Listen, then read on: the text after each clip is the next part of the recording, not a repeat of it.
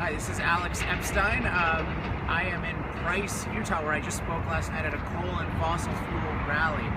And right now I'm doing something that probably most people where I come from, which is Southern California, would consider extremely dangerous, which is I'm standing within, 1,000 feet of a coal plant. So, you can see there's pretty much nobody living in a house around here, but supposedly the inhabitants of Price, Utah are so threatened with this toxic entity that they should have to pay far higher power bills, that mines should be shut down. This plant that I'm next to, this is not just the most modern coal plant in the world. This is actually a plant that, thanks to EPA regulations, completely irrational ones in my view, this is actually being shut down. So this is a source of motive power that is being used by people right now to refrigerate their food, to help them cool their homes, to run their hospitals, everything that modern energy does to help them manufacture, and it's being shut down.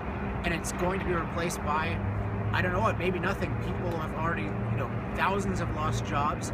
People who love living here, who are doing a good thing. It's not they're being outcompeted by something good. It's just being shut down because there's this complete mythology surrounding what this plant is. But I'm standing right here, I'm breathing in clean Utah air 1,000 feet away from the thing. You might think, oh, look at all that smoke. No, that's not smoke. That's steam. That's like being 1,000 feet away from steam. So yes, the EPA can track some amount of microscopic particulate in the air, and thanks to modern instruments made possible by fossil fuels, to come up with this cockamamie idea that therefore we shouldn't use this kind of thing. But the real life reality is that people who are deriving an incredible benefit and who are doing really good stuff are being completely deprived of it. And I'm here right now. There's no smoke and mirrors. It's not theoretical. I'm not just writing this in a book. I wrote about this in a book, Moral Case for Fossil Fuels. Check it out November 13th.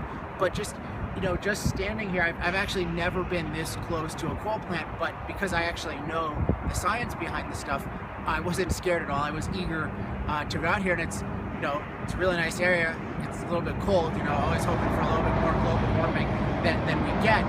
But just think about this. This is, I'm in and out, right? I get to come speak, have a good time, meet people. But no, people who love this area, and there are a lot of people who really love it, they're getting kicked out, really, because of what the EPA is doing. And I'm not treating them as charity cases. Again, if someone were doing a better job, absolutely. If the town needs to shut down because it's being outcompeted, great. That's capitalism. I love capitalism. But you should never lose your job for doing a better job because someone has an irrational view of what you do. And this is what we have. We have an irrational view of coal. All we can see is negative, and we can't see any positive. And because we have that prejudice, because we have that bias, we invent this whole mythology that this is actually some toxic thing, when in fact it's much safer for me, no offense to the camera woman, but I'm much safer from the coal plant than I am from the chance that she might have a cold right now. It's such this bizarro way. So what we really need to do is try to think always, what is actually going to benefit human life? What are the actual benefits, the actual risks? No bias, no prejudice. And I think if we did that, then the whole EPA apparatus would be completely changed, and this plant would not be shut down. So I don't know what can be done now. Politically, for sure, if the Republicans take over the Senate, that would be something better, but I don't even think they really understand the value of what's going on and the immorality of doing this. So this is a moral thing right here. This is the product of virtue, and it benefits people's lives, and it's being shut down for no good reason, ultimately I think motivated by people with very bad reasons, who think that really their objection is we shouldn't be building stuff at all, and since coal is a really good way of building stuff and running stuff, they don't like it and it's good to attack. Whereas we saw some windmills on our way here.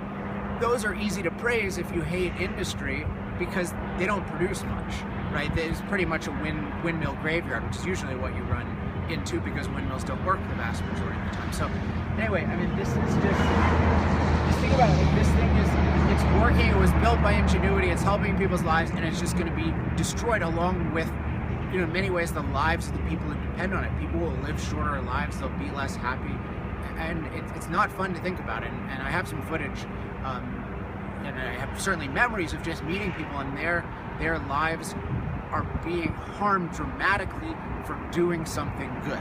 So if your morality, if your outlook is leading to ruining people's lives for doing a good thing, there's something wrong. And so what's wrong is the whole view that fossil fuels are immoral, and that needs to be replaced with the view that they are moral.